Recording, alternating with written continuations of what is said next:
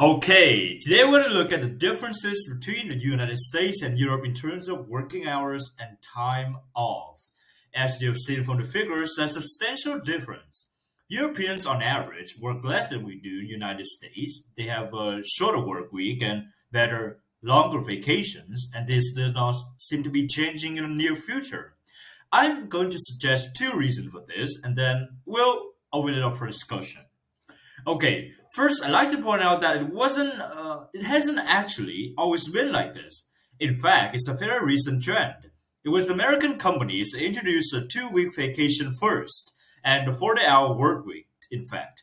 Also, in the 1930s, they introduced a 40-hour week at Henry Ford Motor Plants, and that was before most European countries.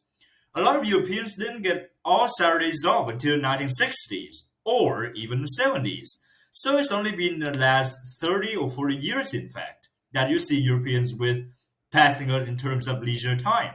So what happened to cause this? Well, there's two factors I'd like to talk about. One to do with European attitudes and the other to do with the American workplace. Oh, and when I said American here, I mean the United States. I'm not talking about Canada here. Anyway, first, the Europeans have legislation. They've introduced laws around leisure time. For example, in the 1990s, the French government reduced the work week into 35 hours. The European Union actually requires now a 4 week paid leave every year for all employees. Many countries have more than that. Workers have bargained for 5 weeks in countries like Germany and Italy, and that time is very important to European workers.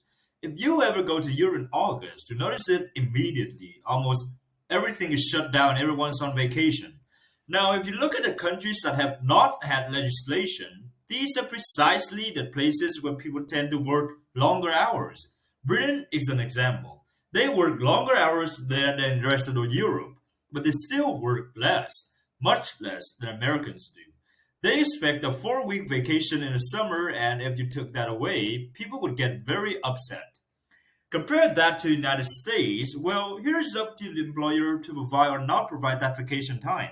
So, while some employees do indeed provide excellent benefits of all kinds, including vacation time for the employees, the majority stick to the standard 2 weeks, and something like 22.5 million private sector employees don't get any paid vacation at all. Now, let's turn to the other factor in all of this, and that is the American workplace. The situation here is that there's less job security and workplaces are more competitive. So companies can demand more. It's not unusual to see for companies to demand more than 40, 50 hours a week from top people. And workers are afraid of losing their jobs, so they want the boss to see them working hard. So in some cases, even though they're getting the vacation time, they're not taking it. There's too much pressure, and that's happening at all income levels. European workers tend to have more job security. So I will describe the main reasons for differences between Europe and the United States in terms of working hours and leisure time. But really, what it really comes down to this, I think the Europeans have made a choice. Both Europe and United States have become more prosperous, but the Europeans have chosen to take their prosperity in time, whereas Americans seem to just want to work harder and harder.